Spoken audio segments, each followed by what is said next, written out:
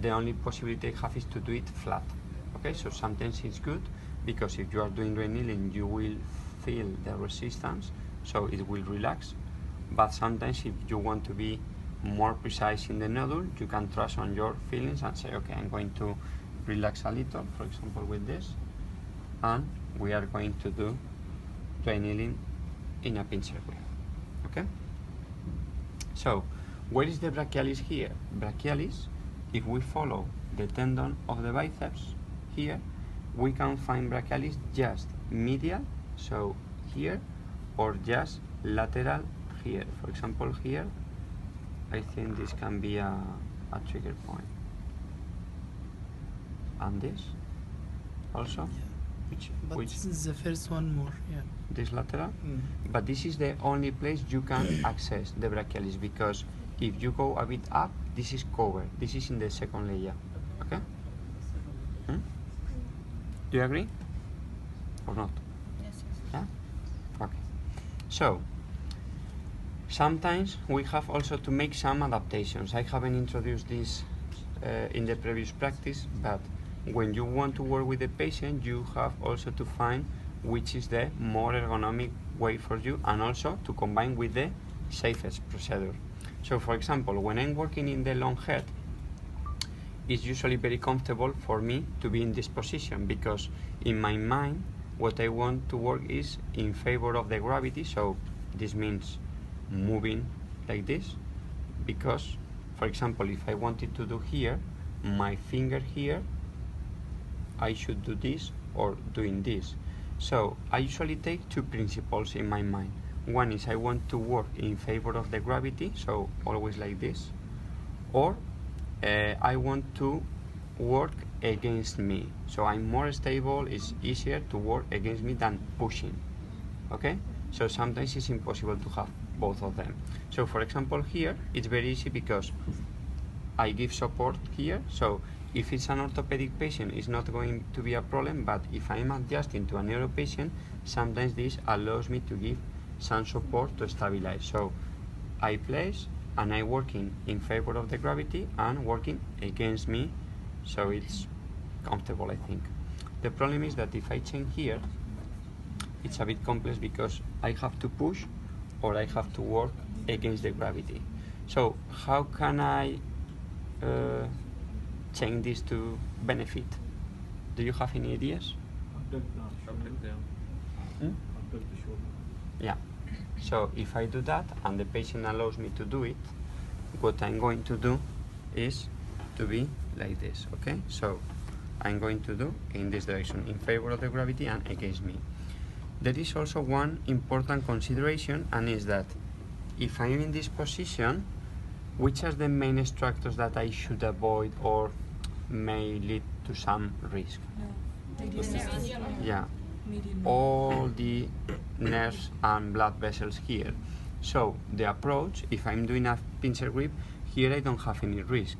But when I'm doing this, I'm really interested to go from here to here, because even if I do this pincer grip, I don't need to reach to the nerve.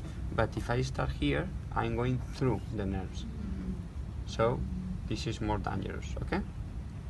So in this case, we are going to do this, but when we are doing this, we are going to change and we are going to adjust the position, okay? For example, if I want to do the brachialis, sometimes I can do it flat, because I can take this a bit apart, put my fingers, look for the top band and go towards the bone. Or imagine that you decided to do it flat in the biceps, sometimes you can look to the bone if we find some brachialis trigger points. The problem is that sometimes brachialis trigger points are usually a bit lower. So sometimes what we can do is to look for the biceps and then we make a big inclination of the needle and we go in this direction. Okay? So just different ideas or possibilities for you. Okay, so we are going to show it. For example, I think we can show with the pincer grip because the flat is going to be easy for you, I think.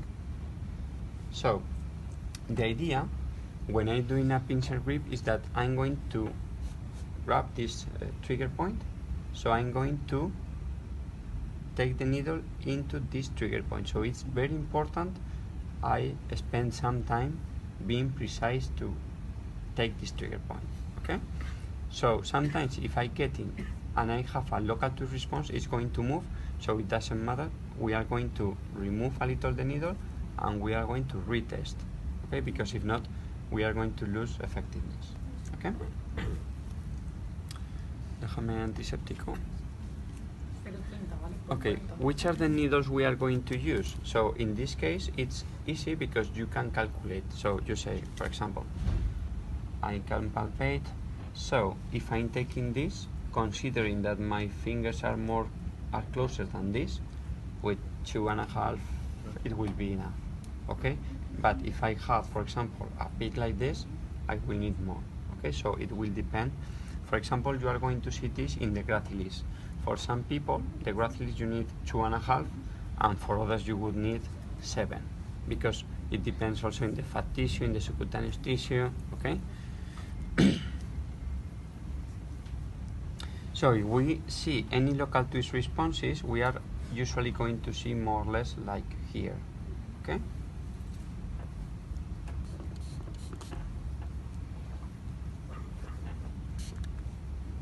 Okay, if it's very painful, you just tell me stop, okay? Ojalá, so what you want. I will learn one word every time. Kebab. This time is kebab. Okay, I'm going to palpate while she's taking the time to do the asepsia.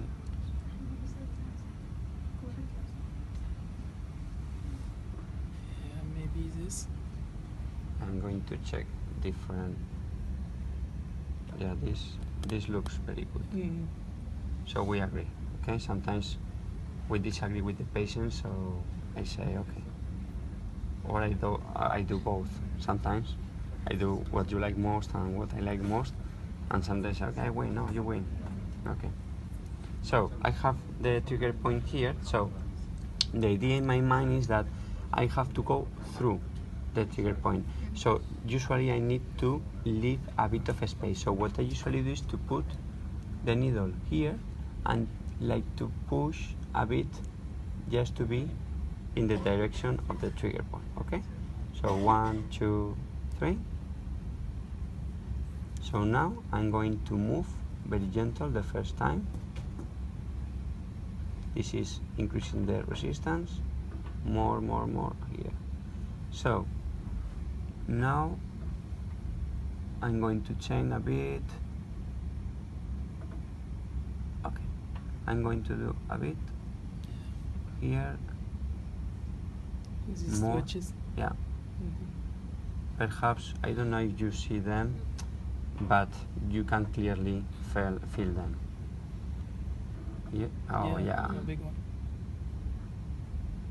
Okay, so if I have any doubt and say, oh, perhaps I'm losing effectiveness, I don't find twitches, you say, okay, don't worry, you take this a bit out and you just take the trigger point again and we go again to the trigger point there, okay? Mm-hmm. So for example, if we were treating a neuro patient, just after local twist response, we usually feel a decrease in the resistance. So if we are fixing like this, we can even stretch a bit more. So we remove the needle and we insert it again. Okay, because if not, the needle is going to bend. Okay. So, ¿puedes pasarme lo de agujas?